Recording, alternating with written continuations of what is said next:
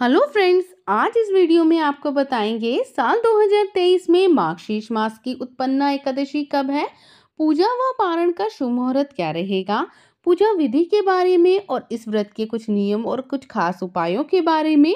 पंचांग के अनुसार मार्गशीर्ष मास के कृष्ण पक्ष में आने वाली एकादशी को उत्पन्ना या उत्पत्ति एकादशी कहते हैं। हर माह में 2 एकादशी पड़ती हैं। दोनों ही एकादशियों का विशेष महत्व होता है, लेकिन प्राचीन मान्यताओं के अनुसार मार्गशीर्ष मास की इस एकादशी को एकादशी माता का जन्म हुआ था, इसीलिए इस एकादशी को उत्पन्ना एकादशी भी कहते हैं और इसीलिए शास्त्रों में इस एकादशी का विशेष महत्व भी बताया गया है।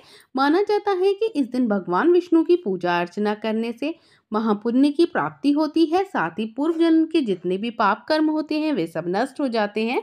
तो आइए जानते हैं इस पुण्य एकादशी की सही तिथि क्या होगी, पूजा का शुभ मुहूर्त क्या होगा, पारण का शुभ मुहूर्त क्या होगा और किस विधि से पूजा करें जिससे हमें लाभ हो। उत्पन्ना एकादशी 2023 पंचांग के अनुसार मार्गशीर्ष माह की उत्पन्ना एकादशी तिथि की शुरुआत 8 दिसंबर सुबह 5:06 पर होगी, जबकि इसका समापन 9 दिसंबर सुबह 6:31 पर होगा।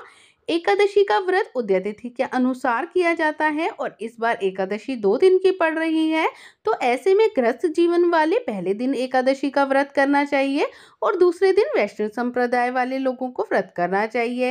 इस बार गृहस्थ जीवन वालों के लिए उत्पन्ना एकादशी 8 दिसंबर को मान्य होगी और 9 दिसंबर को वैष्णव संप्रदाय वाले लोगों के लिए उत्पन्ना एकादशी का व्रत किया जाएगा। और आइए जानते हैं उत्पन्ना एकादशी के पारण मुहूर्त के बारे में। पंचांग के अनुसार गृहस्थ जीवन वाले जो लोग 8 दिसंबर को उत्पन्ना एकादशी का व्रत कर रहे हैं, उन्हें 9 दिसंबर की दोपहर को 1:15 से दोपहर 3:20 के बीच में व्रत का पारण करना चाहिए। वहीं वैष्णव संप्रदाय के लोग 9 दिसंबर को व्रत करेंगे तो उन्हें 10 दिसंबर की सुबह 7:02 से 7:13 के बीच में उत्पन्ना एकादशी के व्रत का पारण करना चाहिए। और आइए जानते हैं इस दिन की पूजा विधि के बारे में। शास्त्रों के अनुसार एकादशी के दिन हमें सूर्योदय से पूर्व ही उठकर स्नान आदि कर लेना चाहिए। स्नान के पश्चात पूजा स्थल को साफ कर साफ चौकी पर भगवान विष्णु की प्रतिमा को स्थापित करना चाहिए। उसके पश्चात भगवान विष्णु के आगे धूप दीप नैवेद्य चढ़ाएं, उनको चंदन का तिलक लगाएं, पीले फल फूल चढ़ाएं, नैवेद्य अर्पण करें, भगवान विष्णु के मंत्रों का जाप करें। इस दिन भगवान विष्णु के सहस्त्र नाम का जाप भी अवश्य करें। भगवान विष्णु को जो भी भोग अर्पित करें उसमें तुलसी दल जरूर रखें। माना जाता है कि भगवान विष्णु को तुलसी दल के बिना भोग स्वीकार नहीं होता, वो अधूरा माना जाता है। इस एकादशी को बादाम का भोग लगाना विशेष लाभकारी होगा। एकादशी इसके पश्चात एकादशी व्रत की कथा पढ़े व सुने, अंत में आरती करें और सभी को प्रसाद बांटें। और आइए जानते हैं एकादशी व्रत करते समय हमें किन नियमों का पालन करना पड़ता है। शास्त्रों के अनुसार एकादशी व्रत में तामसिक भोजन करना वर्जित माना गया है। प्याज लहसुन बासी भोजन इस दिन हमें नहीं करना चाहिए। उत्पन्ना एकादशी के दिन आप विष्णु सहस्त्र नाम का जाप कर सकते हैं और इस मंत्र जैसे ओम नमो भगवते वासुदेवाय का जाप कर सकते हैं। इस दिन चावलों का सेवन वर्जित माना जाता है। इस दिन हमें बिल्कुल भी चावल नहीं खाने चाहिए, बल्कि 10वीं तिथि से ही इस नियम का पालन करना चाहिए।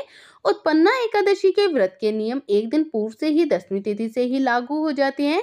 यह व्रत द्वादशी तिथि को समाप्त होता है। 10वीं तिथि को सूर्यास्त से पहले ही हमें भोजन कर लेना चाहिए, अर्थात संध्या काल तक हमें भोजन कर लेना चाहिए। व्रत के बाद ब्राह्मणों को भोज कराना, दान दक्षिणा देना इस दिन शुभ माना जाता है और माना जाता है ऐसा करने से घर में सुख समृद्धि आती है।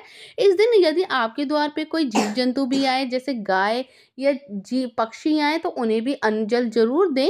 एकादशी के व्रत के अगले दिन व्रत का पारण शुभ मुहूर्त में ही करना चाहिए। एकादशी के दिन तुलसी में जल नहीं डाला जाता और ना ही तुलसी की पत्तियों को हमें तोड़ना चाहिए। यदि आपको उस दिन भोग के लिए तुलसी रखनी है तो आप एक दिन पहले ही उसको तोड़कर रख लें।